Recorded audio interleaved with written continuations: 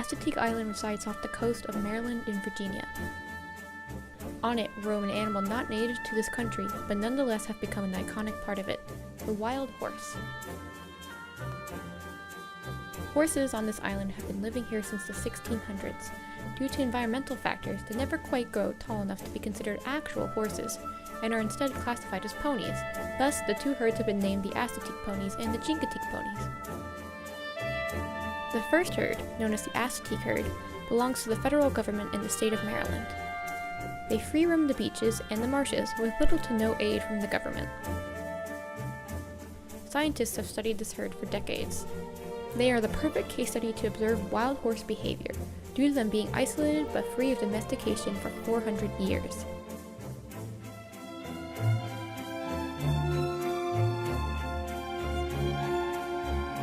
Much of what we know about the effectiveness of horse contraceptives and about herd behavior comes from the initial studies done on these horses.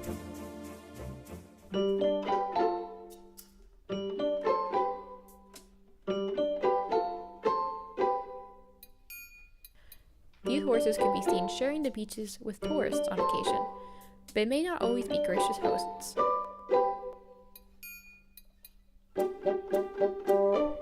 Tourists are warned to keep 10 feet away from the ponies at all times because they are aggressive and territorial due to not being domesticated.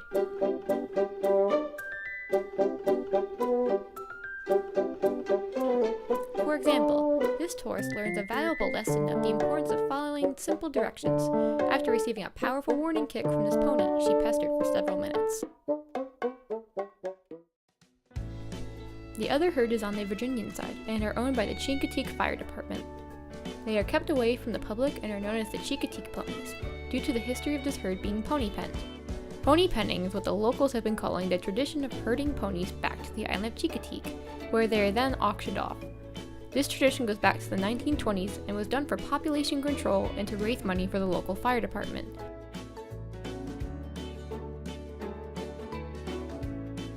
Due to many of the ponies being sold at auction, they need to be treated twice a year by veterinarians to make sure they don't introduce any diseases to the domesticated horses of the mainland. Due to veterinarian visits, they face human interaction far more than the other herd and are much more docile towards humans.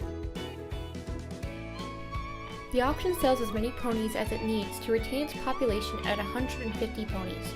Some do what are called buybacks, where they buy a horse and return it to the island to live wild.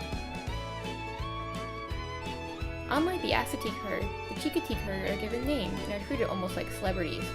The Chincoteague Wildlife Refuge updates the public about the horses and their families. The most famous horse currently alive is known as Riptide, who is currently known as the King of Chincoteague.